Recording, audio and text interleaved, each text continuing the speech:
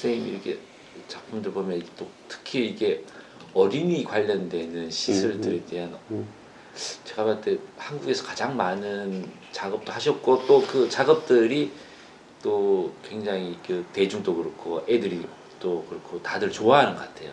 보다 보니까 또 거기에는 또 선생님이 그 레시오 에밀리아 접근법이라고 해서 그게 뭐 이태리에 있는 어떤 유아에 대한 어떤 교육의 어떤 지침 같은 거 뭐 그런 게 있는 것 같은데 그런 거랑 이게 공간이 이렇게 녹아져 있다는 거를 좀 이렇게 굉장히 이렇게 뭐라 그러지 좀 다른 우리가 기존에 접했던 애들의 공간하고 좀 다름을 느끼게 되더라고요. 그래서 우리 97년도에 문을 열었으니까요. IMF 때잖아요. 이제 완전히 일은 제로고 그런 상황이 있었는데 어느 날 신문에 레지오 어프로치라고 이제 부릅니다. 그 교육 방법이라고는 할까, 접근법이라고 부르죠. 레지오 접근법. 어떤 교육 시스템 뭐 이런 것은라고 부르기는 조금 그렇고요. 이제 우리나라에서 그것을 전공을 하고 많이 연구를 하신 오문재 선생이라는 분이 있어요. 대학 교수님이신데 그분이 신문에 이렇게 거기에 관한 것을 냈는데 이민 소장님이 그걸 보시고 야 이거 참 흥미로운 그거다 해고 그분한테 전화를 했네. 우리는 뭐 전혀 그때는 뭐 유치원이나 어린이 보육시설에 대한 것을 뭐 허리라고는 생각도 해본 적도 없고 뭐 그렇게 단 그것이 이제 이 재밌는 프로그램이고 어프로치다라고 해서 전화를 해가지고 그분을 만났어요.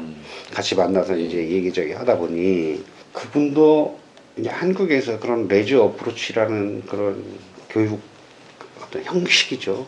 그것을 좀 구현을 어떻게 건축적으로 해볼 수 있는 사람을 좀 찾고 계셨던 그런 찰나였고 그런 것을 이제 우리나라 그 유치원의 이제 1년의 그 원장님들이 어떤 그룹이 있어요. 그 레지오 어프로치에 대해서 뜻을 같이 하고 또 거기 뭐 많이 왔다 갔다 하시고 뭐 그러니까 그때 한 분을 소개시켜 주셔가지고 그때 평촌에 천사유치원이 있는데 그것을 하게 됐어요. 그것을 기점으로 해서 한 3년마다 하나씩 했더라고요. 보니까 그렇게 많이는 안 했고요. 사실 많이 한 것 같아도 보면은 동시다발적으로 한 적도 별로 이상하게 우리가 이제 원해서 그런 것도 뭐 일을 주겠다는데 우리가 않겠습니까? 그런데 하다 보니 3년마다 하나씩 3년 터울로 쭉 해오면 지금 우리가 한 25년 됐으니까요. 뭐 한 7, 8개를 했죠. 지금도 3년마다 작년에 저거 했으니까 한 년, 2년 후에 하게 되지 않을까. 그때 제일 처음에 이제 그 일을 하다 보니 우리도 긴장이 되지. 한 번도 안 해봤고. 그래서 이제 그 레지오를 갔죠 우리가. 야 도대체 뭐냐.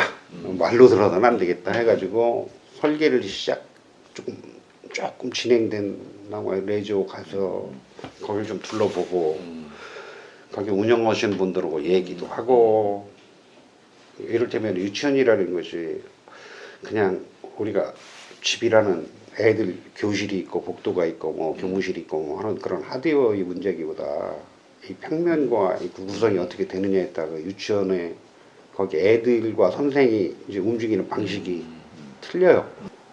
이게 레지오라는 것 자체 발생 자체가 이제 전쟁이 끝나고 말라구스라는 양반이 전쟁 고아들 뭐 이런 애들을 데리고 그러니까 돈도 없고 막 시설도 없고 그런 상황에서 얘네들을 어떻게 얘네들하고 같이 놀아주지 키우지라는 그 고민을 하다 보니 결국 뭐냐면은 주변에 있는 지형지물을 잘 활용을 해서 하는 수밖에 없더라. 그거죠. 그러니까 자연스럽게 뭐 공원, 도시 이런데 굉장히 깊숙이 들어가서 아이들이랑 아이들이 이제 어떻게 이 소도시, 공원 뭐 이런데 같이 존재하지? 이런 고민이 많이 녹아있는 프로그램이어서요. 그리고 이를테면 뭐 주변에 있는 공장들이나 이런 폐기물 같은 것 가지고 작업을 하고. 그러니까 이제 기본적인 베이스는 이제 아동 교육에서는 그 구조주의라고 하더라고요. 그러니까 뭐 그거지. 장난감을 하나 주고 놀아라 하는 게 아니라 장난감을 만들어라 뭐 이거죠. 장난감을 만들어서 주는 게 아니고 장난감을 우리가 만들어 보자. 응? 그래서 어느 그 소재 자체가 뭐 이를테면 빛과 그림자라든지 뭐 가구라든지 이를테면 거기서 가구를 만들면은 목수를 불러다가 아이들을 앉혀놓고 의자에 관한 얘기를 하는 거야. 아이들이랑 목수하고. 그러면은 뭐 의자는 뭐고 어떻게 만들어지고 뭐 이런 얘기를 목수가 이제 아이들한테 아이들이 어휘로 이제 설명을 하게 될 것이고 그럼 아이들은 그 목수의 어휘로 아니면 또 다른 자기들이 방식대로 이제 그 의자라는 것을 머릿속에 이제 집어넣겠죠. 때로는 같이 만들기도 하고 뭐 어느 정도 한계는 있겠지만 뭐 그런 방식의 그 해가지고 사실은 공간은 네모박스 하나 있으면 되는 게 그 교육이야. 비 올 때 비 안 맞고 찬바람 피할 수 있는 그 공간을 만들어주고 도시 안에다 그걸 갖다 놔라. 이게 조금 이제 오래 가다 보니 좀 그 이제 평면의 구성이나 그 프로그램 자체가 좀 형식화된 부분은 있어요. 또 그렇게 될 수밖에 없겠지. 그렇죠.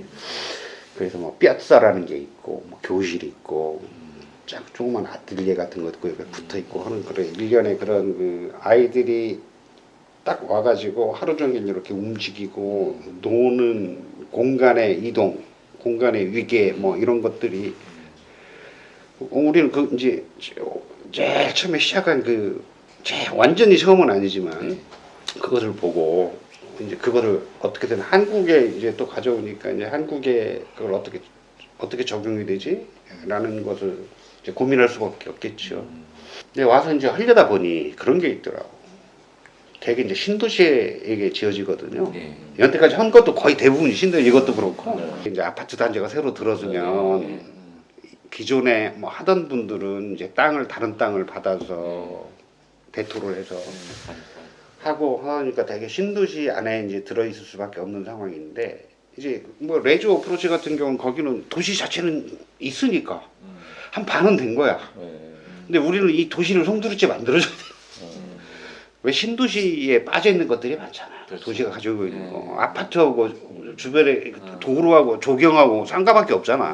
그래서 사실 어떤 도시의 구성이 그 레저 어프로치를 가능하게 했던 도시 구성 자체가 중요한 부분들이 빠져 있어서 여기로 가져올 때는 그 도시의 구성을 우리가 만들어주는 것이 좀 필요하겠다라는 것이 좀 제일 처음 시작했어요. 레저 거기에 있는 그 유치원의 구성은 도시가 있으니까 이건 굉장히 가볍고 뭐 도시에 내놓는 뭐 그런 것인데 우리는 반대로 상당히 좀 어거지스러울 정도로 도시를 이렇게 구축하는 그런 공간을 좀 만들려고 했죠.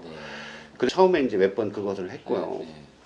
뭐 천사, 아란 이런 것들은 좀 뭐라고 할까 상당히 충실하게 레저 어프로치의 공간 구성을 적용을 했는데 지금 이제 그게 좀 느슨해지죠. 사실 이제 그 레저 어프로치라는 것이 굉장히 실현하기가 힘든 교육이에요. 그 하드웨어만 있다고 해서 되는 게 아니고 선생들이 문제거든요. 그리고 이제 나라에서 얼만큼 굉장히 많은 지원을 해줘서 거기는 교육 시스템이 이제 페다고지스트라는 사람이 있어서 나라에서 아이들의 교육을 위한 담당하는 사람을 파견을 해. 그리고 레저 어프로치 유치원 자체에서는 아뜰리에 리스타라고 해가지고 애들하고 놀아주는 사람이 있어요. 두 개 나라에서 보내주는 교육적인 측면에서의 관할을 하는 분이 있고 그냥 여기에서 아뜰리에 리스타라고 해서 그냥 어떻게 놀아주지? 라는 것만 고민하는 양반이 두 분이 이제 이렇게 협력을 해서 하는데 이제 그런 것도 상당히 괜찮고요. 어떤 이제 그런 시스템도 상당히 있어줘야지 이게 실현 가능한데 지금도 그래서 지금 뭐 이것도 마찬가지지만 그때부터 현재까지 좀 계속 지속적으로 유지되는 어린이집과 유치원에서 중요한 틀은 이 틀 자체가 이 도시에 결여되어 있는 것을 좀 만들어주는 그 무엇이 돼야 되겠다라는 것은 좀 강하죠. 그때부터 지금까지. 그래서 이제 쭉 이게 내부 공간이나 이렇게 이제 들어서 있는 모습이라는 걸 보시면 상당히 강하게 어번 애트모스피어라고 할까요? 그런 것을 좀 의도적으로 굉장히 강하게 구현하려고 하는 그런 것들이 다 모든 프로젝트에 좀 녹아 있는 거고. 선생님 얘기를 들으니까 작품들이 좀 약간 해석이 좀 되는 것 같아 제 스스로. 왜 저렇게 공간들을 다르게 계속 만드시고 그다음 거기에다가 어떤 걸 넣으려고 했는가.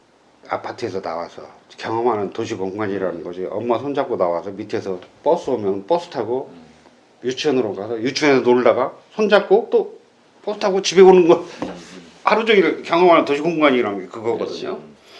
그럼 이제 그 가서 하루 종일 이렇게 노는 그 공간 자체가 적어도 우리가 할 수 있는 것은 공간적으로 그것을 구현해주는 빛도 뭐 강한 빛도 있고 때로는 도시 뷰도 있고 뭐 이런 방 저런 방도 있고 뭐 나와서 놀 수 있는 광장도 있고 뭐 이런 도시 축소판이라고나 할까요? 그런 거를 좀 만드는 것 그것이 이제 항상 좀 깔려 있는 그렇죠. 그거 그러니까 집을 떠나서 처음 만나는 건축이 사실은 애들한테는 그거지. 그러니까 유치원이나 이런 그렇죠. 그런 공간이기 네. 때문에 그게 되게 중요한 것 같고 그거를 잘 이렇게 선생님이 잘 이제 그 만들어 주시니까 애들이 굉장히 좋을 것 같아요. 그리고 또 하나는 이렇게 하다 보면 저희가 한 것이 대개 사립유치원이기 때문에 선생님들에 대한 배려가 항상 적어요. 아. 열악한 공간에서 무엇보다도 거기 그 공간을 벗어날 수가 없어요. 딱 그 선생님들도 그 공간에서만 하는 거예요. 외부 공간도 없고 대개는 그리고 공간도 뭐 잠시나마 쉴 수 있는 공간도 그러니까 아까도 말씀하셨지만 그 선생님들이 사실은 그냥 애들을 케어하는 것도 중요하지만 애들이랑 논다는 게 되게 중요해요. 노는 게 중요해. 사실은 어떻게 놀리는지를 이제 고민하는 거거든. 근데 사실은 애들이랑 놀면서도 선생님도 즐거워야 되는 거거든요. 그럼요. 선생님들이 그 공간을 좋아하는 것은 굉장히 너무 기본적인 거죠. 그러니까. 우리가 자기 집 공간을 만들듯이 근데 뭐 새로운 빛을 느끼거나 사실은 뭐 그런 거를 잘 못 느끼잖아요. 공간에 관한 거를. 그렇죠. 네, 그런 걸 느끼게 하고 뭐 어떤 색에 대한 느낌, 그다음에 자연을 또 받아들이는 어떤 방식 이런 것들을 다르게 느끼게 하고 아까도 뭐 약간 마을과 그 도시를 말씀하신 것처럼 공간 안에서 그런 거를 느끼는 게 되게 중요한 것 같아요, 사실은. 우리도 네. 뭐 유치원 때 이렇게 가보면은 그렇죠. 아 유치원의 그 공간은 기억이 나잖아요. 맞아. 선생님도 기억이 나시지만 아 우리 유치원은 이랬어. 뭐가 맞아요. 있었고 하는 그런 것을 맞아요. 이제 맞아요. 어렸을 때지만 기억을 한단 말이죠.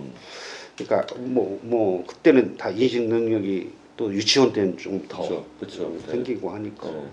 우리가 노벨상 얘기하는데 사실 그런 이제 인재들이 태어나기 위해서는 자라기 위해서는 그런 공간들을 많이 접하면서 가면은 사실은 또 진짜 위대한 예술가도 태어날 수도 있고 위대한 과학자도 태어날 수 있고 그런 여지를 더 만들어주는 먼 미래를 생각하지 않더라도 나는 한때 이런 뭐 괜찮은 공간에서 놀았노라 그렇죠. 라고 하는 거지 아니, 뭐 중요한 거 아니고 좋은 건축주도 될 수 있어요. 반대로. 그게 미학교 좋은 수준이 건축주도 될 수 있지. 아 그래 내가 옛날에 놀아보니 그러니까 이렇게 되겠다. 이런데 내가 어렸을 때 있었는데 이 정도는 해야지 뭐. 그러니까 그런 게 중요해서 전반적으로 이게 문화를 끌어들이는 게 어렸을 때부터 그걸 체험하게 하고 체감하게 하는 게 되게 중요한 어떤 부분이어서 진짜 선생님이 하는 작업들이 어떻게 보면 문화를 키우는 미리 어렸을 때부터 문화 교육을 하는 뭐 그런 차원도 있는 것 같아요.